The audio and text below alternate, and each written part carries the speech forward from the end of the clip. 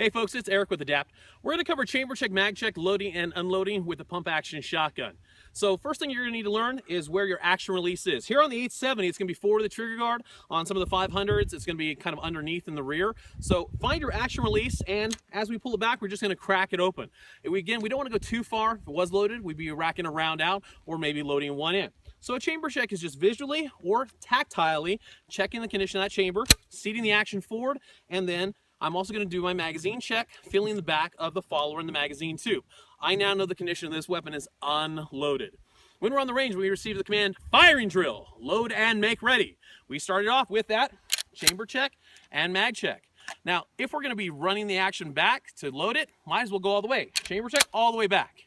Then if you're going to be loading, we always load the chamber first, indexing my round from the shot shell carrier, my side saddle here. I'm going to roll the ejection port up, drop it right in, and then as I come back forward, seat that round. That way I know there's a round in the chamber.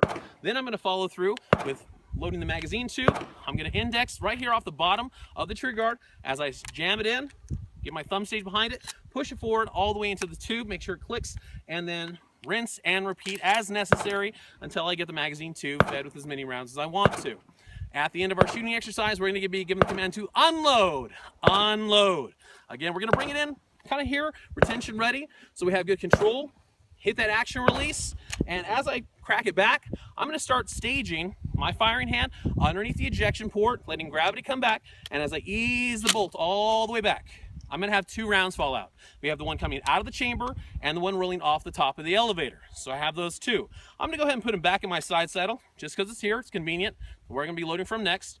Then I'm going to roll it all the way over, get the elevator out of the way. There's a small spring on the side, the shell carriage spring. So as I push that spring to the side, the round's going to feed back on top of the elevator into my hand. I'm just going to stick it right there.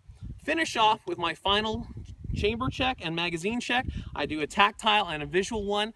When I'm certain the weapon's unloaded, actions forward, safeties remain on. Either we go back to the sling or back to the rack.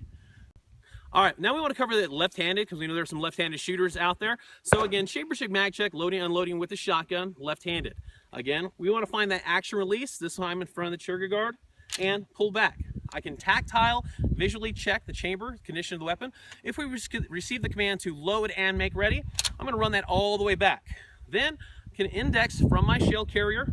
As I bring it up, I'm going to basically line it up, drop it right into the ejection port, run that action forward. Take that round, same as the right hand, bring it underneath, get a good index, slide it forward, seating the rounds all the way in. With the shotgun, not a whole lot changes. Again, when we're done with our firing exercise, we receive the command to unload, unload, chamber check. I know I'm unloading. I'm going to roll it back. Now here, I may stage with my right hand, pull the action all the way back, letting the rounds again fall out into my hand. I should have two, the one out of the chamber and the one off of the elevator. Again, I'm going to put them right back into the shell carrier here, just for ease of access. Then I need to still roll the weapon completely upside down so I can get the elevator out of the way, hit that shell ejection spring, and feed the rest of the rounds back into my hand. I'm just going to put it there for convenience sake. You could, of course, put it back in your pocket or pouch. We have a final tactile, visual, and tactile chamber check, mag check. When we're certain that we know the condition of the weapon, actions forward, safety should remain on. We either go back to the sling or back to the rack. We hope to see you out on the range here again real soon. Stay safe, train hard.